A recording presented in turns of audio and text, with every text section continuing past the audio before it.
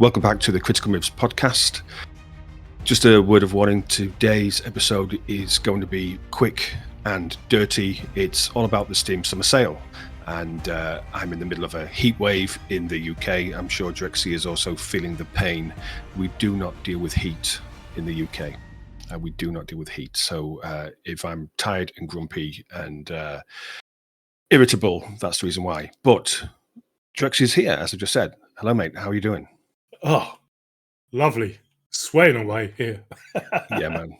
Sweating, and you've just turned your fan off. Yeah. And we don't know what air conditioning is. So. Yeah, exactly. What's that? And we also have Jack as well.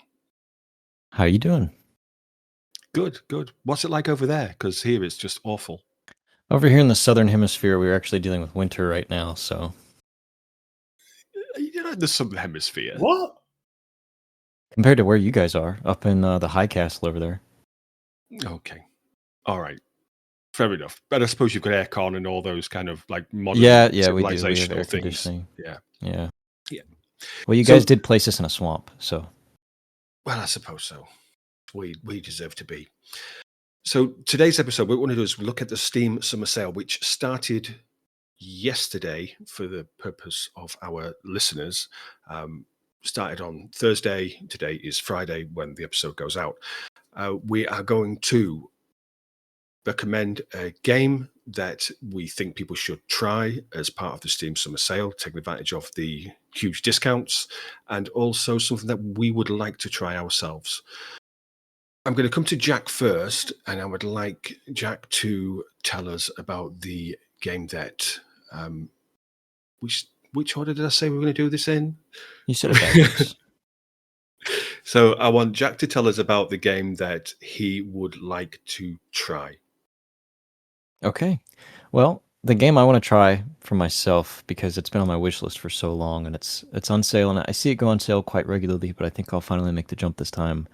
It's a game called Synergy. It's not a game I know that much about, but it's one of those games where clearly they lean so far into like the production value of the art style, the aesthetics of the game, and the purpose of it, that it captures you way before you know what the mechanics are. So I think personally it's worth me trying to dive into and spend at the price point right now for Steam Summer Sale, which right now it's like the price of a very, very cheap double cheeseburger combo. So I would say it's probably a good price point for me to jump in even without knowing all the mechanics, just because it looks that freaking cool. And from what I do understand from the Steam page, it's got some cool mechanics. If anybody is listening right now and they're looking it up, the art style looks great, as I've said many times before. It's also like a city builder. There's an environment analysis mechanic. I love games that have research mechanics. Al knows we both love things like Frostpunk. I've been playing a whole lot of Town to City recently. Absolutely gorgeous game. So I'm on like a streak of these indie, like heavily art leaning into games. So that's my pick for myself this time around. It does look the art style. It's not really something which it looks completely different to anything that I've seen. Yeah. What it reminds me of is I didn't actually finish it, and it's left Netflix now, but it's called Scavenger's Reign, which is like an anime sort of the ship.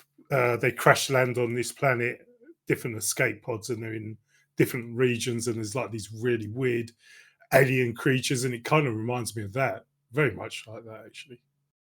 Yeah, I think I saw the first episode or two of that show. I think it debuted on HBO. I could be wrong, but yeah, Max. That 100% I agree with you. It's kind of got like a cell shaded, but also kind of like a Western animated art style on top of that. It looks very good. I like that just from the Steam screenshots, this game is clearly offering the like narrative, anomalous pop-ups story version of strategy games that we've been getting the past few years. So many of them are abandoning the like FMV or even like cutscenes, anything like that. They're straying away from like linear storytelling. A lot of them are even doing like the Frostpunk thing. Frostpunk, I think, is a big proponent of that, which was this like emergent as you progress through the game, as you make a choice, these things will occur. Somebody will get hurt, and then you're finally prompted to determine whether or not people will work through the cold with like prosthetics or not. So I don't know how in depth this game will go, but I'm pretty excited about it. It looks really cool. It feels like even if it's limited in choices, I'll enjoy the time I have with it. But that is the one thing I'm fearing about this game, just for anybody who's listening, is I'm not a big fan of when I'm playing a strategy game, especially a city builder, and the research menu is too small, so that ultimately by the time I'm in the end game, I've only unlocked a handful of buildings or roads or different things. I just don't want my city to look the same at the end of the game as it did at the beginning of the game, because that's disappointing. But I think I'll enjoy my time with the game regardless. I mean, it looks like it's been very well received so far. It was released last year, mostly positive reviews wise. So that's always a good sign, and it's currently 60% off. So you're gonna take the plunge. Oh yeah, I am. Yeah, for sure. Rexy, what did you have? What did you want to try? I guess I should be ashamed, but I've actually never played Age of Empires, any of them, which is a pretty huge franchise, right? And Massive. I've decided to try two because I've heard that's like the best one to get in on. Yeah, so I'm finally gonna play an Age of Empires game. I think the problem was there was a period of time in like when would they come out, like the early 2000s, I guess, early mid. I was just sick of RTS games. I was over them, sort of thing. So I just wouldn't have played any RTS games, and I'm sort of coming around to trying RTS games again. And yeah, I guess I'm going to go for one of the popular ones, one of the ones I missed. Yeah, I think it came out during like what we would, I guess, coin the golden age of RTS. So I can completely understand why you were, if not put off, as I've seen enough of these, but it really has stood the test of time. Like, there's so many games which we would put into that golden age, and we did an episode right at the start of our Critical Moves journey about the golden age of RTS, and this would, I think this was what Nuno was talking about on that episode. I'm going back 80 something episodes there, but it's still relevant. People are still playing it. I mean, Jax, you've played a lot of Age of Empires, haven't you? Yeah, I've played a good few, maybe a couple dozen hours in like the last year or two, but I've been playing it since I was really little.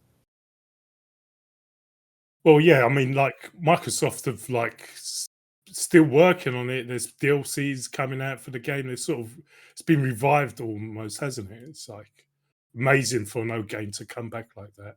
Yeah, I've had this conversation with a group of my friends many times over like the past few months, where many of us are interested in playing strategy games together. And so what ends up happening is we'll browse Steam to see what sales are currently going.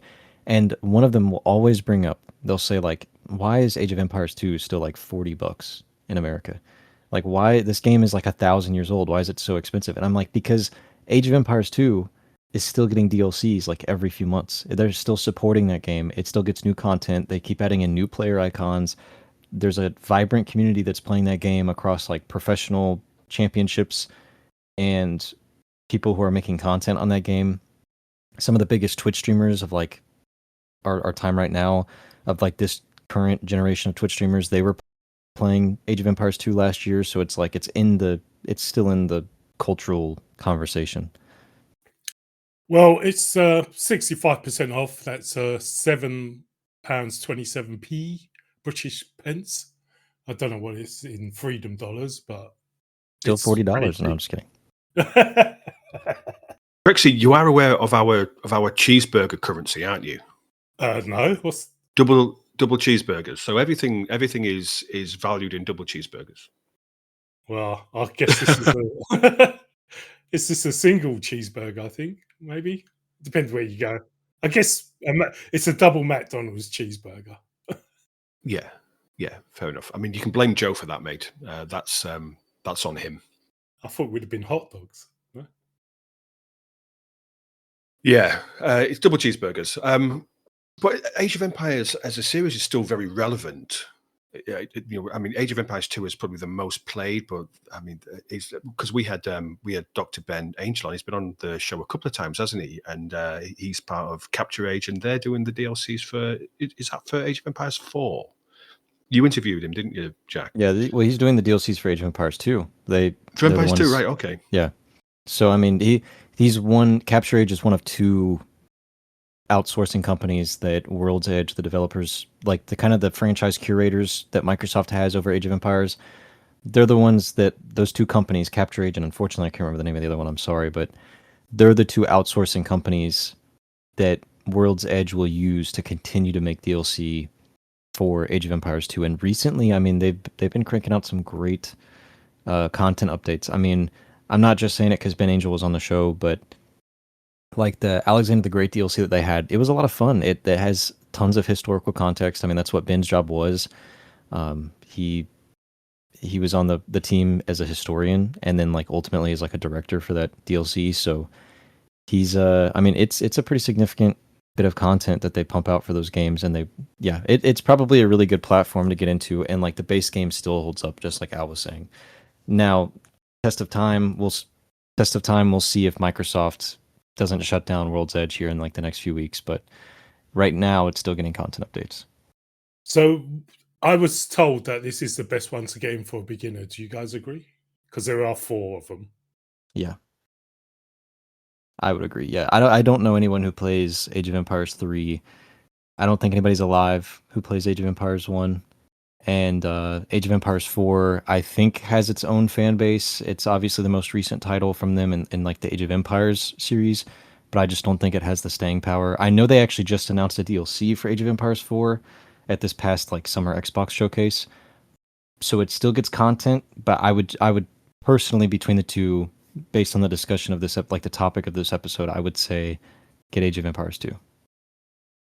Jack, make sure that you speak to Dr. Ben. Get him to come back and do another episode with us, because they're always very entertaining. He's a nice fella, and he knows his stuff, doesn't he? And if you're listening, Dr. Ben, come and speak to us again, because we like you. You're great. I'll move on to the game that I want to try, and it's Stellaris.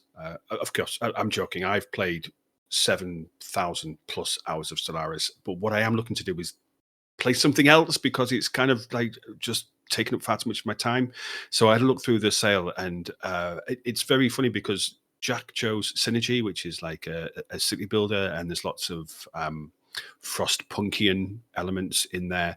And I've gone for Republic of Pirates, which is a pirate city builder. And when I saw this, it reminded me of the episode where you guys were talking about, is it Cozy? Was it Corsair Cove? Corsair Cove. Yeah. So this almost looks like it could be ship combat and stuff in this. Yeah. So this is a pirate city builder with real-time naval combat bolted on, and isn't that the kind of thing that Corsair Cove is doing as well? I was just looking for something, because I love Frostpunk. I played Frostpunk a lot. I thought it's just a fantastic game, and this is, when you look on the Steam page for Republic of Pirates, this is, they say it's similar to Frostpunk, and I just think that something which, I know that Stellaris is a game which takes a long time, but it can be quite frenetic at times. There's a lot going on, and I think that going to something which is a nice, easy, much more laid back, I don't think you can go wrong with this city builder in that respect. Have you guys seen this, or tried it, or played it? No, this was the first time I've heard of this. I was hoping you were going to say Distant Worlds 2, which is the real Stellaris, not the fake Stellaris. Yeah. I've heard that from you before, man. But this actually reminds me a lot of Anno 1800, was it? Yeah. It looks very similar. I've sort of I played that game for 90 hours and then just didn't want to play it anymore. Mm-hmm. I'm not really a city builder fan, but for some reason I got really hooked on Anno, and I just played it for like 90 hours, and then in like 2 weeks, and then I've never went back to it. But it's very much that sort of design. This is like a couple of years old. It was released in June 2024. And there is, if anybody does actually want to try it, and I think I might do this before I take the plunge, even though it's 50% off, 55% off. It's only £9 or something like that. So three double cheeseburgers. There's a demo that you can try, so I might try the demo first of all. But it does have those Anno vibes to it, Drexy. You're right. There's diplomacy with rival powers. You're building almost like and in fact, it reminds me of the Pax Romana. That's the most recent Anno one, isn't it? Anno 117. You're building an island nation, and then there's ship combat as well. But I just thought it looks like something which I would enjoy because I loved Frostpunk. Forgot the name of the game. It's so late and I'm so hot and tired. It's just ridiculous. But it does look like it would be a very interesting game for me to try out, because I could just chill out and take it easy rather than having just the brain melting of Stellaris or Distant World 2. I'll put that on my list, Drexy. I've never played Distant World 2, but I'll stick it on my list. Well, it's on sale, so yeah. Is that going to be a recommendation? The Pirate DLC is coming out soonish as well, so I didn't. Well, no, it's not on my recommendation things, because I always recommend that game to everyone. So I've decided to pick something different this time. Very good. But what we'll do is we'll come to Jack's recommendation first. I'm going to cheat. I might have two recommendations. The first recommendation is going to be the cheaper of the two. I would recommend that anybody who is looking for a very cheaply priced game on the Steam Summer Sale to try a game that I don't think that many people in the strategy sphere have actually played, which is Halo Wars. Halo Wars Definitive Edition is currently on sale for, I don't know that you could actually buy a cheeseburger for how cheap it is right now. It is $5 right now in the US. And it's honestly, I mean, it's a great game. I've actually been playing through it recently. The co-op still works. The skirmish modes are still fun. It is a real-time strategy game where you are... It's honestly... We've had conversations on the podcast so many times now where I've tried to relate exactly what Halo Wars feels like, and it's kind of difficult. It's got the RTS vibes of something...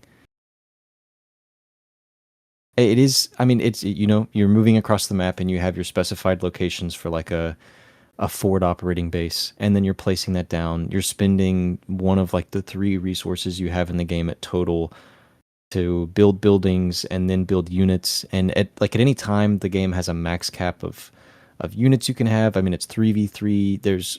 I could go on and on. It's not going to make any sense. But this game has a fantastic 3v3 experience across the campaign, the skirmish modes, multiple different types of multiplayer. I'm not sure how active the servers are, but even just playing yourself with 2 AI against 3 other AI is so much fun. And both the factions are so fun. I mean, it's a great experience. And it has a full linear mission-to-mission, fully cutscene animated storyline. Like old-fashioned, we were just talking about, me specifically, I was just talking about how strategy games these days, especially real-time strategy games, are doing all of this like emergent storytelling through pop-ups like Frostpunk and like Synergy. But this game does the actual linear storytelling with cutscenes and everything, and it's still a great time, still a good story. It's by the same company who made Age of Empires, so it's by Ensemble, isn't it, as well? So there's the Age of Empires DNA running through there. And looking at it, it reminds me, art style wise, reminds me of StarCraft. StarCraft 2 reminds me of. It seems very similar. But as Drexy's never played Age of Empires, I've never ever played a Halo game. Never played Halo. Be it FPS. Wow. Okay. And I didn't even know there was a Halo RTS game either. So this is one to put on my list as well. That's okay. Halo Wars is actually chronologically set first out of the entire franchise. So if that was your first ever Halo game and you never played another one, you were actually getting not necessarily the beginning of the story, but the earliest point of the 30-year war that takes place in the story. I was aware of Halo Wars because Jack never stops banging on about it, but So I knew there was an RTS, but I don't know. I've just always I was always kind of like just turned off by Halo. I was never an Xbox person when I was younger. I always went PlayStation and then PC, and um, it was only recently, it's only been the last few years that I was aware of Halo Wars as a as an actual RTS game. But um, it has got that. I don't know. We talked about like the golden age. It has got that kind of classic RTS look to it. But it's interesting what you said there about it being like the start of the Halo lore. I guess it would be the best way to describe it, because my concern would be, will I really understand this having never played a Halo game? I mean, honestly, I think it's kind of it throws you right into the fire, but I would still say that between the linearity of the story and the fact that it's kind of both close and it's like it only deals with a few characters in the story. You have characters you're going to recognize, whose voices you'll get to know when they come on the intercom and chap at you that, like, hey, we need units over here. You'll be like, oh, I know who that is by the end of the game, and you'll know why they are the way they are in the story. And also it's big. I mean, it takes you across so many planets in the Halo universe. It establishes the world. I think it's a good jumping on point, and especially contextually as a game, it's a good jumping on point to try the golden age aura that Halo Wars has, so that if you can get access to it, because I don't think it's actually on Steam, but if you can make the plunge and then move over to like the Microsoft Store, like the Xbox app on PC, to play Halo Wars 2. That game has so much swagger. It's such a good RTS game. It's even better than the first one, in my opinion. Even better cutscenes and everything done by Blur Studios. But like, it's just kind of inaccessible for a lot of people. But that's my opinion. Get this so you can play Halo Wars 2. My only concern would be this: Halo Wars was designed to be played on the Xbox, wasn't it? So how does that come across in terms of the UI, the controls? Has it, because I am a huge RTS fan, and that might seem a little bit weird if I've never played Halo Wars, but I am a massive RTS fan, and my concern is always around, are made for console games dumbed down, like the Supreme Commander 2 being the obvious example from my experience. It was designed by Square Enix almost mandated that it was made available to be played on the Xbox 360, and I think that kind of dumbed down the experience for traditional PC players. Yeah, I mean, I see where your concern is there. I think a big consideration is whether or not the developers knew that at the start and made a strong design presentation regardless. Because I think what you're right about is, having played Halo Wars now on PC as well as having played it on Xbox in the past, I've struggled with it initially. And I didn't struggle with it because the menus or anything. And as somebody who liked it before, I didn't look at it as this dumbed down system. What you're saying, though, is as far as a consideration, I think what really got me was there's clearly hotkeys on the keyboard and PC, and there's different buttons that the mouse clicks are going to do, different effects the mouse clicks are going to have that I just was not aware of. I'm not going to play through the tutorial in a game I've played tons of times, and also I'm not going to go look into the menu for all the hotkeys. But once I started figuring out what those hotkeys were, the experience got better, and the design loop is still really just well made. So sure, it might be dumbed down. It's quite simple, and the matches take 20 minutes. They're like an even 20 minutes, and then you're done. You've beaten all the other 3 AI in a skirmish match. But you want to keep playing it because the design loop is so good. So that's why I recommend it. Trixie, what's yours?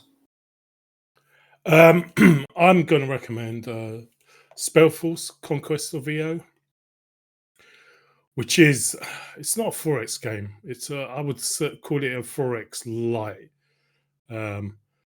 Basically, you only have one. Well, you have a mage tower instead of like a city. And the interesting part of this game is the map's always the same, right? But it's a quite massive map. But the interesting mechanic here is, once you use up the resources in the area of your tower, you can actually cast a spell on your tower and move it to other places. And also doing so, there's different factions on the map.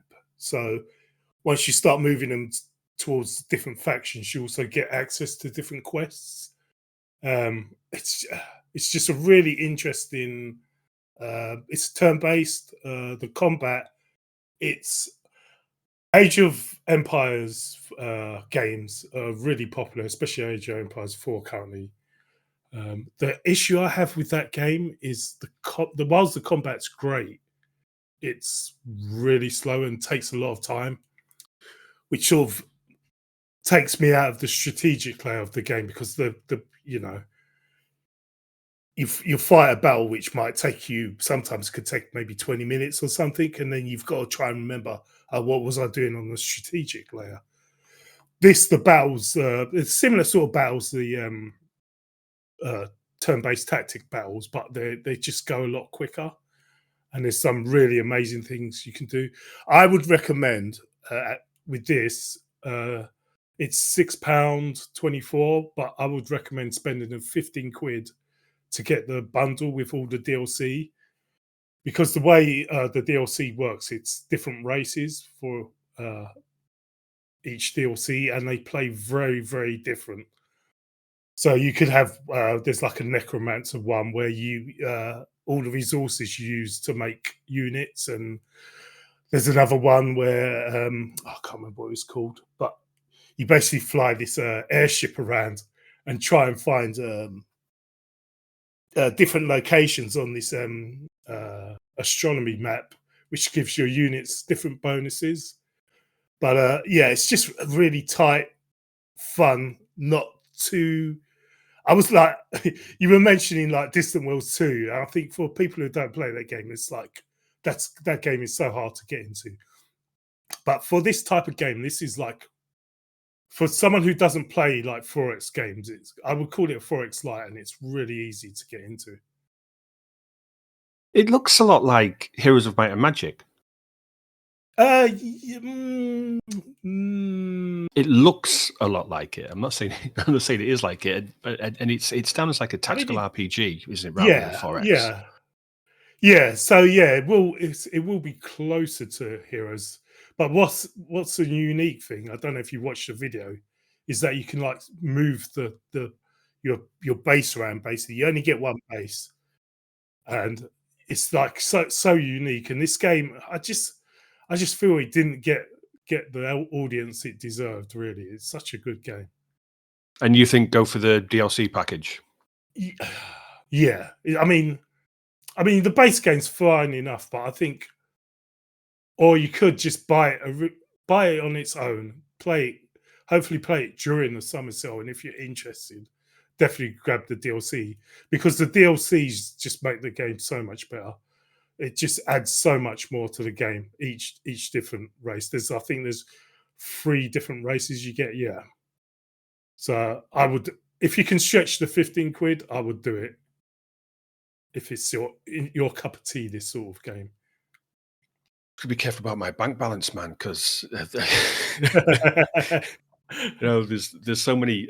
This is, I guess, this is the thing about the Steam Summer Sale, and I know that of all of us, Drexel, you've got far more games in your library than probably the rest of us put together, which is just obscene amounts. But there's a real risk. There's a real risk when the Steam Summer Sale rolls around that you just hammer your wallet, and people have got some holidays to pay for, but. It does look. I mean, I am a massive 4X fan, but this doesn't. I know you say it's like 4X Lite. This isn't really giving me 4X vibes. It does look to me a lot more like Heroes of Might and Magic, which I wouldn't really consider to be a 4X. What's the combat like? Is it similar to Heroes in terms of the combat, or is it? No, it's more closer to Age of Empires. I don't know whether you've played any of the Age of Empires games. No, I haven't. Sorry, not Age of Empires. Age of Wonders. Jesus.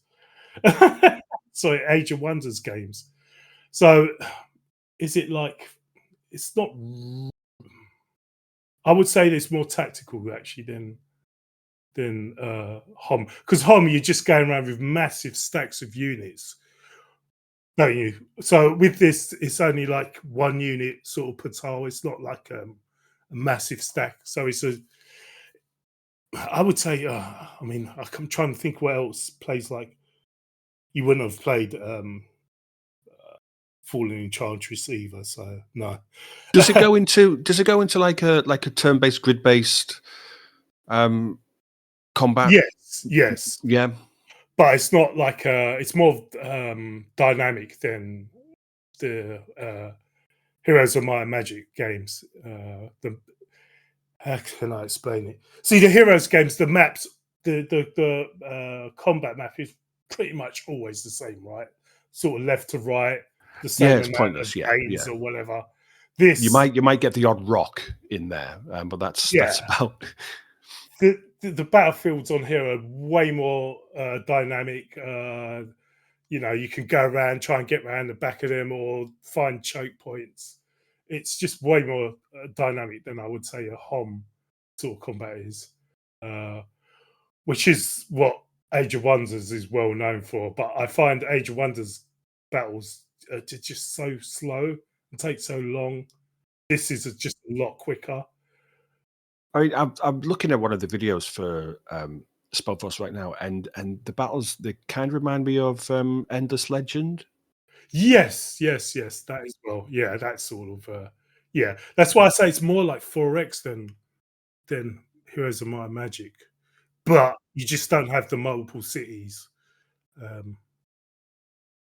And I suppose there's the risk, isn't it? You've almost got this one tower, and if that falls, then that's it. You're done. Yeah, basically. Well, no, if it falls, you do have certain amount of turns to retake it, and there is actually a cheeky little strategy you can do early on. I won't spoil it, but actually letting your tower get taken to actually get benefits from that. But I'll let whoever buys this work that out for themselves. Okay, Spellforce Conquest of Eo, 75% off. Couple of double cheeseburgers, unless you want to get all the DLCs. And Drexy knows his games, man. That's why I was. That's why I begged him to come and join the podcast for so long. So if he says it's worth a try, then it's worth a try. This is, as I said, it is going to be a short episode. Before I give you my recommendation, I want to talk about a project which is really close to my heart, which is Sanctuary Shattered Sun. I've mentioned it before. You'll be aware of it.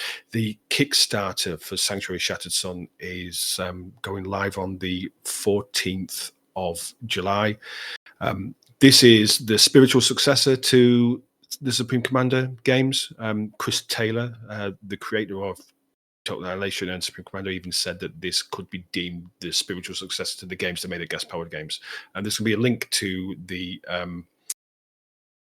there'll be a link to the Kickstarter in the description of this video. So please go and check them out. Please give them some support, because it is the best game ever, I'm sure. It's not even out yet, but I'm really, really looking forward to it. I'm really excited about it. So click on the link and support Enhearten Media, the brief interlude.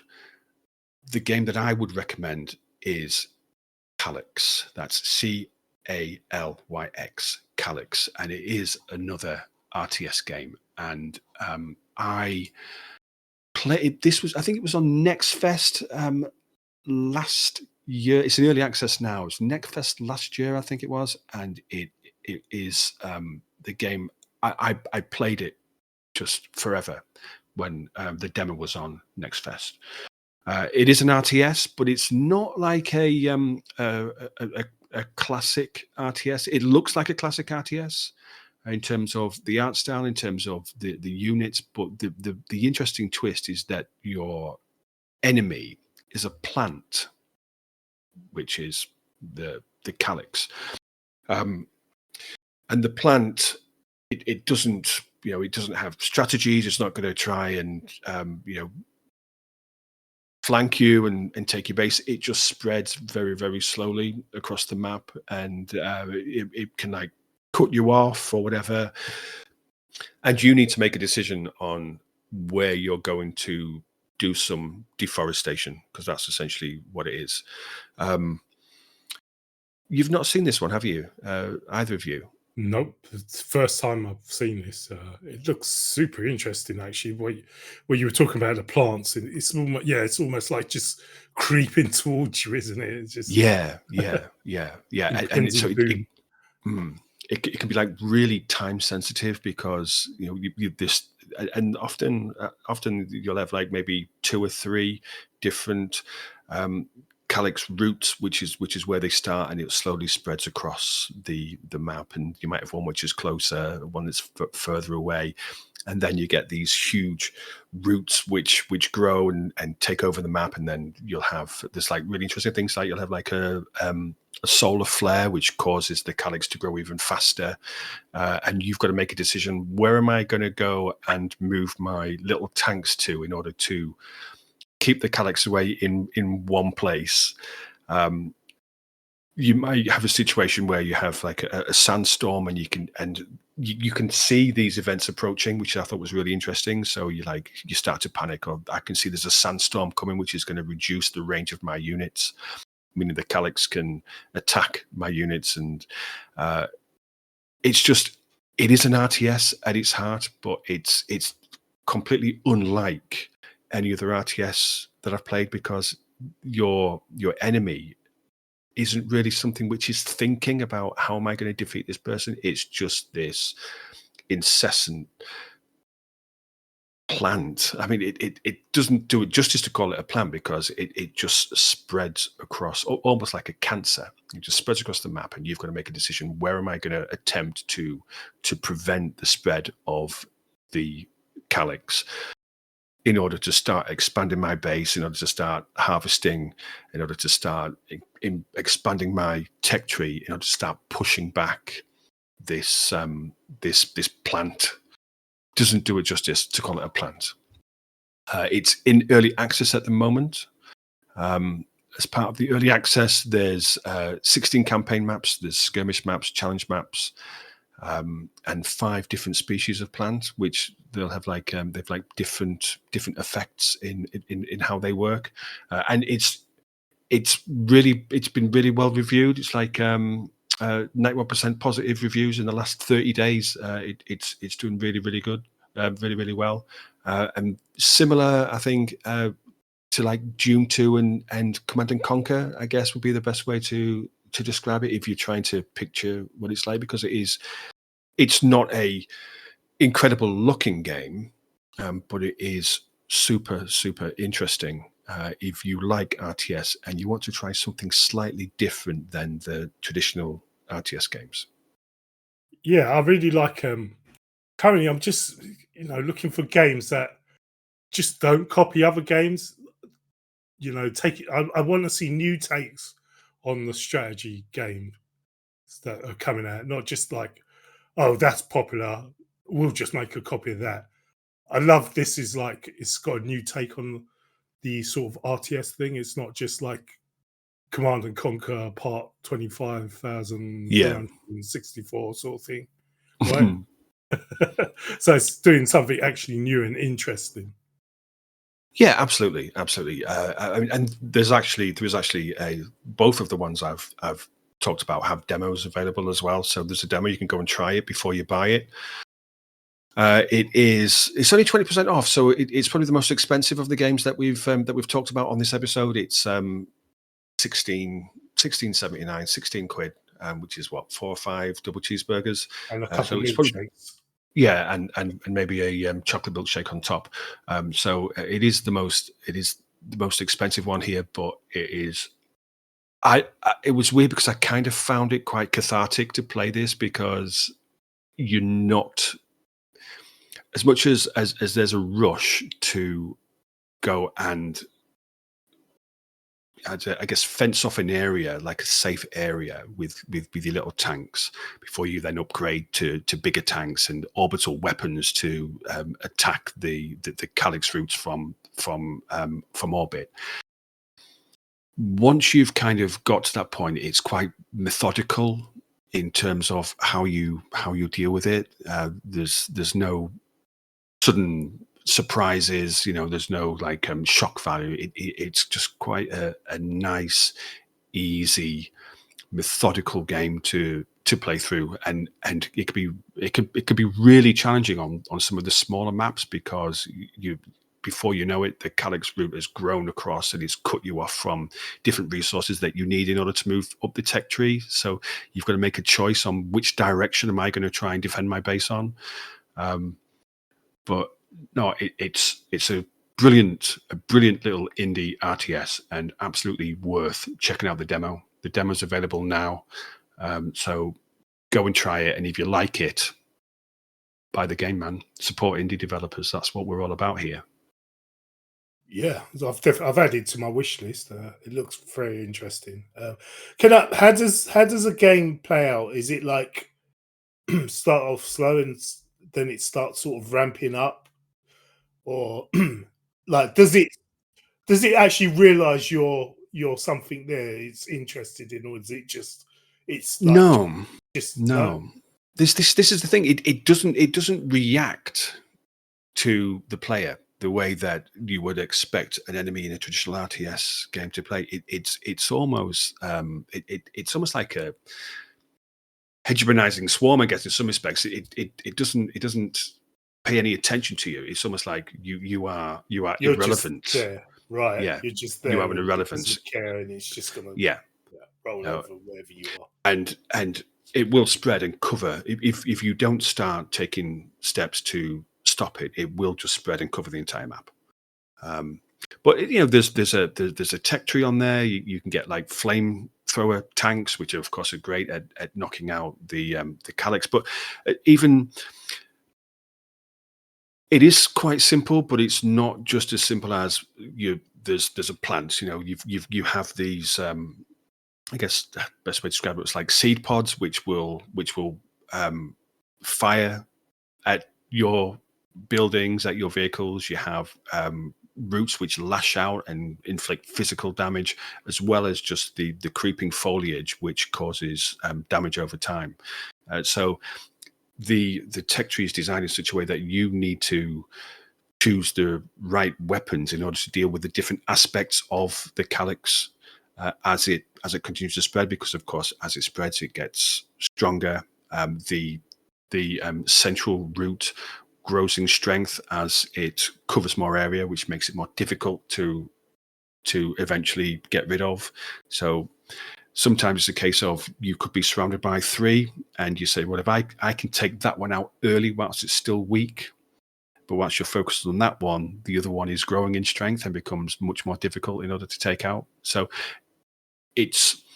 there is a lot of depth in what looks like a surprisingly simple game. One question I actually have: what is the win condition then? Do you have to totally wipe out the plant, or just get to the main route and take that out? What's the no? You've got to totally wipe it out.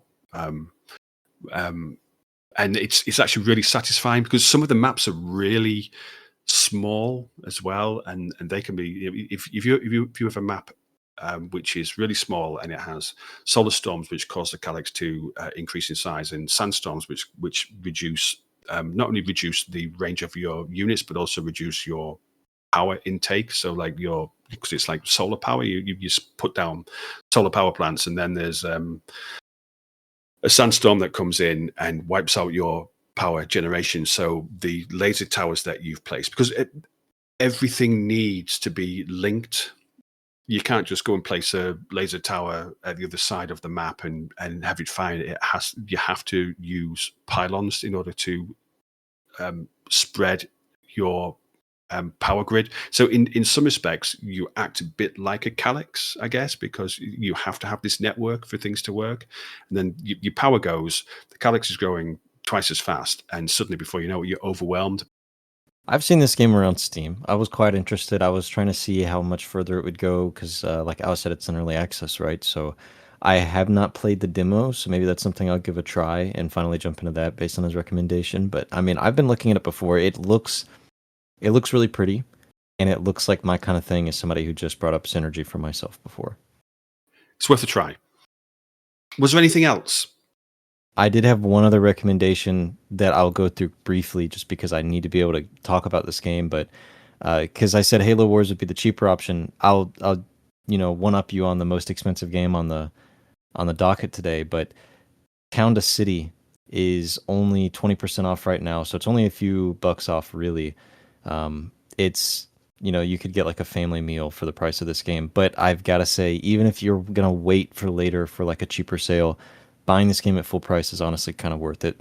I bought the game last month, and then across 3 days, not the craziest number, but across 3 days, I put like 27 hours into the game. I mean, the game is just gorgeous. It has amazing music. Like they say in the description, it's entirely gridless. I had the benefit of playing it after 1.0. I had tried the demo back whenever I think during a Steam Next Fest, they came out with the demo, and I played that, and I thought the music was good, and I thought that the graphics were really pretty, and I liked the idea, and I waited for 1.0, and I'm very excited by and happy that they got to 1.0 so quickly from when I played the demo not so long ago. And not only that, but along the way, they put out pretty good content updates. Like, I think I had the benefit of now being able to start the game, and they've already put in things like terraforming, but that stuff is so seamless. I mean, everything in the game just has such a high quality to it. And like, I don't know, it's something about having a town or city builder where they encourage you, and they have a very good way in this game of like emergently convincing you, as somebody who doesn't have buildings to place on a grid and doesn't have specific decorations that do something specific, to build something. Like there were emergent story moments in the game where the villagers in my town simply said, "We need a park," and then the game managed to get me to build a park where there isn't just a park thing that you place down like in City Skylines. It's like I have to actually fence off an area of the world, place flowers, place benches, place swings and stuff at my leisure. And another one was like building a hedge maze. At no point did I ever think that was a thing, but the game recognizes when you build a hedge maze just modularly out of the hedge stuff that you can drag and place, and the villagers love that. And so then you put like lampposts in your hedge maze and benches. It's just so fantastic. If anybody was holding off on it, now is the time to play it. Even if you wait for a later sale, it's worth it. But yeah, I would recommend it for both of you as well if you like town or city builders. I know Al does, but this one is gridless, and even if it's not necessarily your style, it's pretty well designed. Like the research mechanics, the way that you actually like get buildings over time, it's very cool. It does look gorgeous, and there is actually a demo available at the moment as well. So, and I do love a city builder. My concern is that sometimes I love them too much, and it stops me being a functioning member of society, because I just get sucked in. But it does look very, very beautiful. I do love the art style. It's yeah, man. I'm gonna have to try this one now.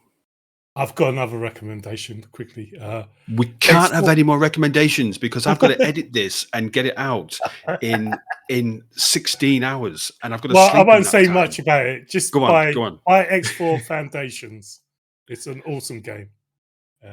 Isn't there been like a recent Star Wars mod for that? Oh well? yeah, Was it Star and there's Wars? been a massive patch as well. But this game, just quickly, you can sort of play. There's like different empires, and you can associate yourself with the empires. But you can play like from one ship all the way to build your own empire.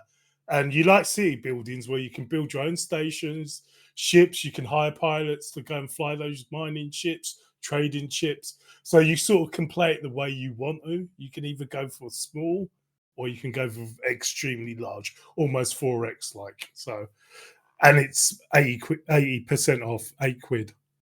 Buy it. Man, this episode was a bad idea. Your wallet's gonna be burning. Yeah, I'm skinned. I've just come back from holiday. I've got no money, and it's a long time till payday. And now I'm going to have to just spend loads of money on games. So thank you, Jack. Thank you, Drexy, for causing me to require a second mortgage.